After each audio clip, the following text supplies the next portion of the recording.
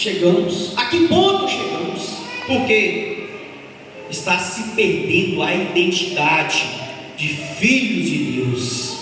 Está se perdendo a identidade de criação. Olha o que Deus falou lá no início em Gênesis: façamos o homem a nossa imagem e semelhança. Você é a imagem e semelhança de Deus. Nós somos a imagem e semelhança de Deus. Nós temos a identidade de Deus dentro de nós.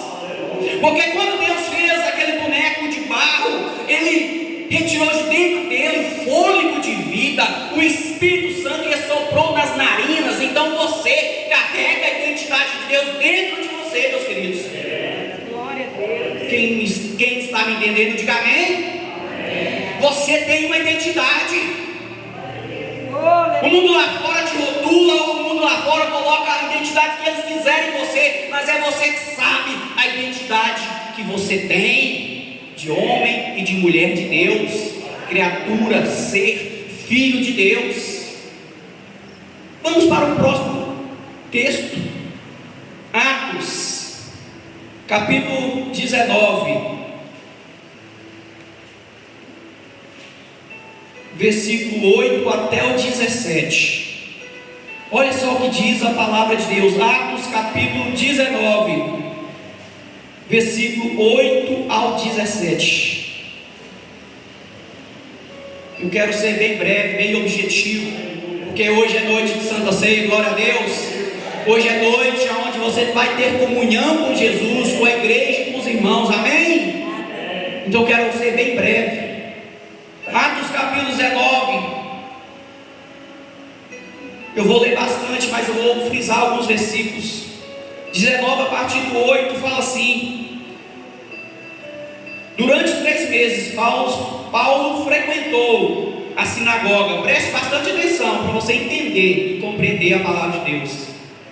Durante 3 meses Paulo frequentou a sinagoga, onde falava ousadamente, dissertando e persuadindo com respeito ao reino de Deus, visto que alguns deles se mostravam impedimentos e descrentes, falando mal do caminho diante da multidão. Paulo, apartando-se deles, separou os discípulos, passando a discorrer diariamente na escola de Tirano. Versículo 10, preste bastante atenção a partir deste momento, deste versículo. Durou isto por espaço de 2 anos, dando ensejo a que todos os habitantes da Ásia ouvissem a palavra do Senhor, tanto judeus como gregos. E Deus, pelas mãos de Paulo, fazia milagres extraordinários. Deus, através das mãos de Paulo, fazia milagres extraordinários, a ponto de, olha bem, a ponto de levarem aos enfermos lenços e aventais do seu uso pessoal, diante dos quais as enfermidades fugiam das suas vítimas e os espíritos malignos se retiravam. E alguns judeus, preste bastante atenção, e alguns judeus exorcistas ambulantes tentaram invocar o nome do Senhor Jesus sobre possessos de espíritos malignos, dizendo: esconjuro-vos por Jesus a quem Paulo prega. Então aqueles exorcistas estavam esconjurando em nome de quem Paulo pregava. Os que faziam isto eram 7 filhos, um judeu chamado Jeva, sumo sacerdote, mas o espírito maligno, preste bastante atenção, porque o espírito maligno fez com este exorcista. Mas o espírito maligno lhes respondeu, preste bastante atenção: conheço a Jesus, e sei quem é Paulo. Mas vós, quem sois? O espírito maligno falando para aqueles exorcistas judeus. Sei quem é Jesus e sei quem é Paulo. Mas vocês, quem vocês são? E o possesso do espírito maligno saltou sobre eles. O que quer dizer isso? Pulou sobre eles, subjugando a todos, e de tal modo prevaleceu contra eles. O espírito maligno pulou neles e venceu eles. E desnudos, o que é desnudo? Eles ficaram pelados e feridos, machucados, fugiram daquela casa. Aqueles exorcistas. Chegou a este fato ao conhecimento de todos, assim judeus como gregos, habitantes de Éfeso. Veio temor sobre todos eles, e o nome do Senhor Jesus era engrandecido. Glória a Deus. Olha só o que aconteceu ali. Paulo pregava, Paulo ensinava, Paulo fazia milagres através de Deus na vida deles. Aí vem uma determinada classe de pessoas, exorcistas judeus, e tenta expulsar um espírito maligno. O próprio espírito maligno vira para eles e fala assim: eu sei quem é Jesus e conheço Paulo, e vocês quem são? Sabe o que quer dizer isso? Aqueles exorcistas judeus, eles não tinham identidade, a ponto do inimigo, do maligno falar: e vocês quem são? Sabe por que o maligno não sabia quem eles eram? Porque não tinham identidade. Meu Deus. Jesus tinha e tem identidade. O espírito maligno falou: eu sei quem é Jesus. Paulo eu também conheço, eu sei também quem é Paulo. Sabe por quê? Porque Paulo tinha uma identidade de um grande profeta, um grande sacerdote, conhecido no tempo, naquele tempo e até hoje. Paulo foi um dos maiores profetas, pastor, que já existiu e já pisou sobre a face dessa terra, e foi um grande homem de Deus, muito usado pelo Senhor. Jesus tinha identidade, Paulo tinha identidade, mas aqueles exorcistas judeus não tinham identidade. O que acontece? Vocês não têm moral, vocês não têm essência, vocês não têm identidade. O que o espírito maligno fez? Pulou neles, deram um couro, arrancaram a roupa daqueles exorcistas, machucaram eles, feriram eles e botaram eles para correr. Sabe por quê? Porque eles não tinham identidade. E é assim que acontece nos dias de hoje. Se você não tiver identidade de cristão, de homem de Deus, de mulher de Deus, o inimigo pega você e te coloca num buraco, te coloca no poço, te coloca na lama, acaba com a sua vida, meus queridos. E hoje a igreja, hoje eu percebo, eu sinto que infelizmente muitas coisas, em muitas áreas, muitas pessoas estão perdendo a sua identidade de cristão. A partir do momento que a igreja, que o cristão perder a sua identidade, ele vai ganhar uma nova identidade. Qual é? Parecida com o mundo, com o mundano. Eu falo sempre nos cultos, nas minhas oportunidades, nas palavras, que antigamente a gente conhecia um crente, um cristão de longe. Como, pastor? Primeiro, pelo jeito de falar, falava diferente, não era como os de fora.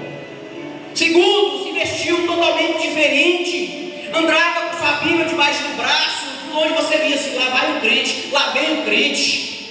Porque não era só aparência, mas também espiritualmente. Não saíam palavras torpes, não saíam palavras que desagradam a Deus da sua boca. Tinha uma identidade. E muitas das vezes hoje você olha, você conversa, e você não percebe que é cristão, que é crente. Cadê a identidade? Crente cristão que se fala como mundano, que comporta como mundano, que se veste como mundano, que age como mundano. Cadê a sua identidade de cristão? Cadê a nossa identidade de cristão? Meu Deus, é forte. E aí? Para querer tem que ser, meu querido. Para querer ser cristão tem que ser cristão. E aqueles exorcistas não tinham identidade com Deus, não tinham identidade com o Senhor. Paulo, eles sabiam muito bem quem era Paulo. Jesus, eles conheciam e sabiam quem é Jesus porque tinham uma identidade, mas deram ruim para eles, tomaram uma coça e tiveram que sair fugidos daquela cidade, desnudos, pelados, porque não tinham identidade, não tinham moral para expulsar espírito nenhum. Agora imagina você, eu sou crente, eu sou isso, aquilo, e eu vou ali expulsar um demônio. Cuidado! Cuidado! Se você não tiver identidade, em vez de você expulsar ele que te expulsa e te dá uma coça.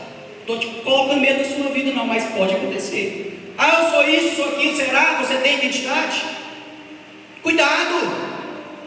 Cuidado com você falar ou aparentar aquilo que você não é. Para finalizar, vamos para o último texto, que hoje nós temos Santa Ceia. 2 Coríntios, capítulo 5, do versículo 1 ao 17, eu vou fazer uma outra leitura para finalizar este tema, identidade. 1 Coríntios, capítulo 5, do versículo 1 ao 17.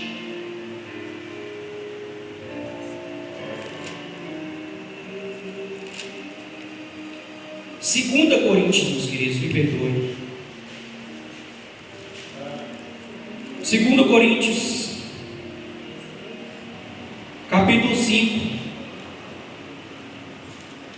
Nós vamos ler do 1 ao 17. Vou ler bem rapidamente, mas eu vou frisar apenas 2 versículos.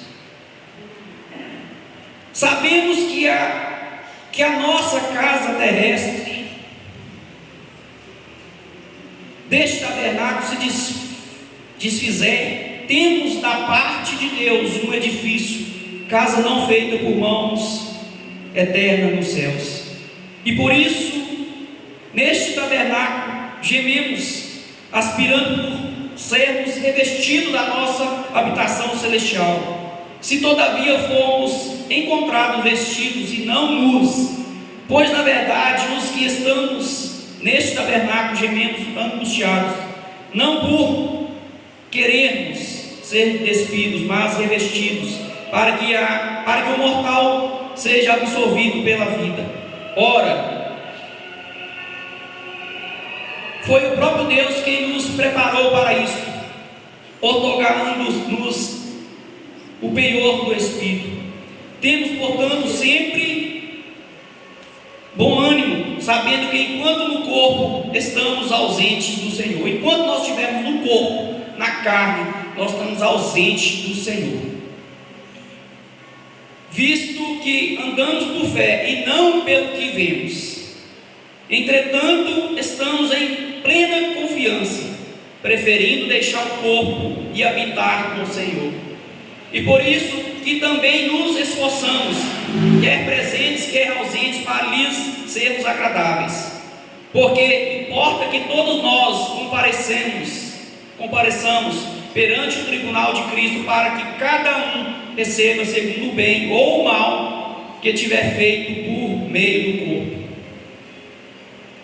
E assim, conhecido o temor do Senhor, persuadimos os homens e somos cabalmente conhecidos por Deus. E espero que também a vossa consciência nos conheça. Não nos recomendamos novamente a vós outros, pelo contrário, damos-vos ensejo de vos gloriardes por nossa causa, para que tenhais o que responder aos que gloriam na aparência e não no coração. Porque se enlouquecemos, é para Deus, e se conservamos o juízo, é para vós outros. Pois o amor de Cristo nos constrange, julgando nós isto: um morreu por todos, logo todos morrerão. Ele morreu por todos, para que os que vivem não vivam mais para si mesmos, mas para aquele que por eles morreu e ressuscitou. Assim que nós, daqui por diante, a ninguém conheçamos segundo a carne, e antes conhecemos Cristo segundo a carne. Já agora não o conhecemos deste modo. E assim, se alguém está em Cristo, é uma nova criatura. As coisas antigas já se passaram e eis que se fizeram novas. Glória a Deus. Aqui fala, meus queridos, sobre a conversão. A conversão a quem, pastor? A conversão, uma vida cristã, uma vida com Cristo. Aleluia. Glória a Deus. E aqui fala que, e assim, se alguém está em Cristo, é uma nova criatura. O que quer dizer isso? Uma nova identidade. Eis que as coisas antigas do passado já passaram, já ficaram para trás, e eis que fizeram novas coisas. Então você recebe uma nova identidade quando você está em Cristo verdadeiramente. Você recebe uma nova identidade, você é uma nova criatura, você é uma nova pessoa. Eis que as coisas velhas se passaram, e eis que todas se fizeram novamente. Amém, meus queridos? Mas o que é que muda nessa conversão, essa vida cristã? Uma nova identidade, uma transformação. O que a nova identidade traz para nós? Uma transformação. O que a nova identidade traz para nós? Uma mudança radical e completa. Aquele velho homem cheio de pecado, cheio de erro, aquela mulher cheia de pecado, de iniquidade, já ficou para trás. Você recebe uma nova identidade em Cristo Jesus, porque aquele que aceita Jesus, aquele que se converte de verdade, aquele que se batiza, se torna uma nova criatura, uma nova identidade, uma nova mulher, um novo homem, uma nova vida, um novo estilo de vida, um novo comportamento. Não tem como o homem ou a mulher se converter e continuar com a mesma vida, com a mesma vida do passado. Não tem como se converter a Jesus verdadeiramente e frequentar lugares que não é mais para você, meus queridos. Não tem como se converter a Jesus verdadeiramente e frequentar os mesmos lugares, ter as mesmas amizades, ir para os mesmos lugares, escutar as mesmas músicas. Ou você é de Deus, ou você é do mundo, ou você é de Jesus, ou você é do mundo, ou você é do reino de Deus, ou você é do mundo. Qual é a sua identidade? Quero que você neste momento traga para você mesmo qual é a sua identidade, de qual parte, de qual time você joga. É forte. Qual time você pertence? Da luz ou das trevas? Do reino de Deus ou do reino da perdição? Qual é a sua identidade? Você já teve uma conversão verdadeira, aonde você recebeu e tem uma nova identidade, uma nova perspectiva? Quero que você medite na sua casa, no seu trabalho, sobre a sua identidade.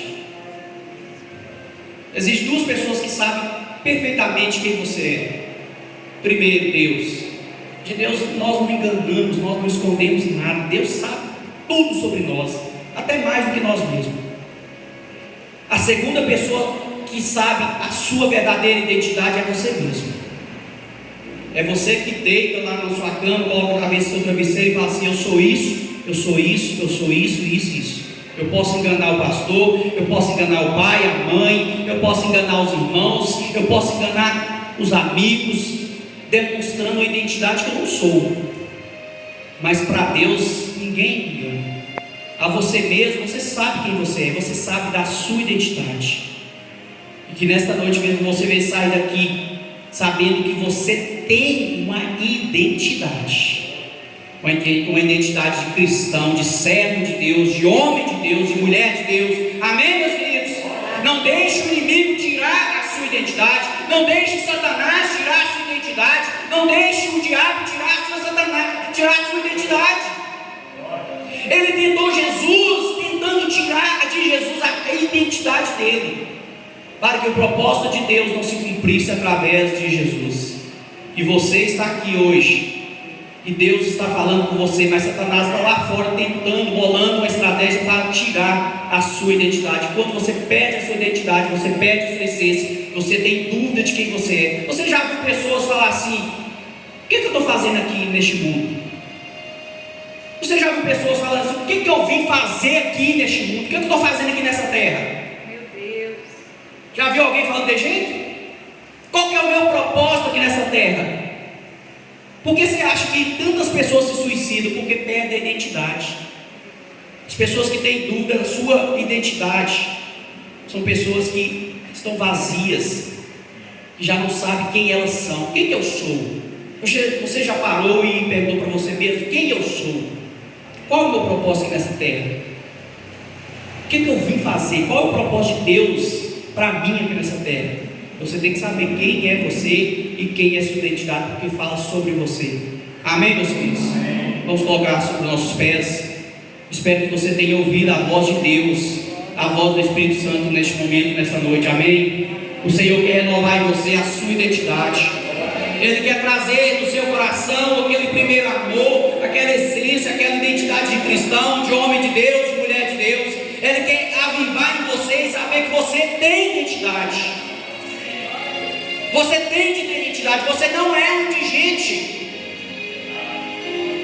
Você tem uma árvore genealógica, tanto natural como espiritual. Você tem pai, você tem mãe, você tem uma família, mas eu também falo que você tem um pai, um Criador que criou você, que formou você nos mínimos detalhes.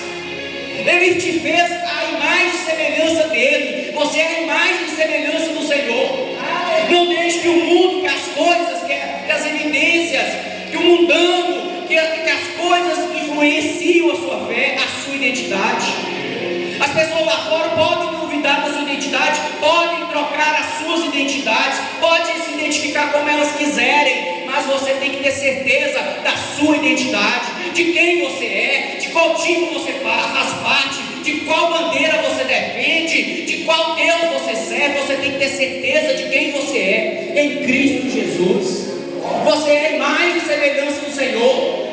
Você não veio da obra do acaso, não. Você não é obra do acaso, não. Você não é uma criaturinha qualquer, não. Você tem nome, você tem identidade, você tem o DNA de Deus na sua vida.